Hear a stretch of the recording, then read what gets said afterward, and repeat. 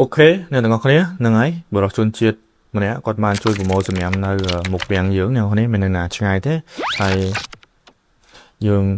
ជួយចិត្តតែញ៉ាំហើយយើងចោលសម្រាប់ចោលអីចឹងវាធ្វើឲ្យការប្រឡាក់ប្រឡូកពេញកន្លែងសួនពេញកន្លែងអីគេចឹងហ្នឹងយើងញ៉ាំចេះមានសណ្ដាប់ធ្នាប់ចេះមានអីមកយើងចេះប្រមូលចេះអីមកយើងមានសុជីវធម៌មានគុណធម៌ក្នុងខ្លួនផងនេះបើយើងចោលសម្រាប់អញ្ចឹងមានទឹកដល់ពេលវាមានភ្លៀងមានអីវាហូរចឹងមកធ្វើឲ្យប្រទេសតាស្អុយលូស្អុយអីពីនៅនេះជះក្លិនជះអីទៅជនជាតិបរទេសគេមកមើលគេអត់ពេញចិត្តគេអត់អីចឹងនៅគ្នាយើងព្យាយាមជួយចោលគ្នាទៅគុំតែញ៉ាំឲ្យបែបថាយើងជាសិស្សឬក៏បែបជាយុវជនដំណើរថ្មើរជើងឬមកអង្គុយមកអីញ៉ាំទៅភ្លេចស្ទីងភ្លេចកំប៉ុងអាហារភ្លេចភេសជ្ជៈភ្លេចអីទុកចោលនៅនឹងអ្នកគ្នាគឺវាអត់ល្អទេ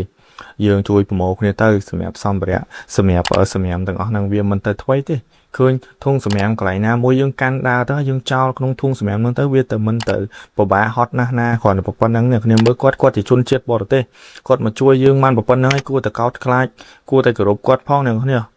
អរគុណសម្រាប់ការតាមដានវីដេអូនេះបាយ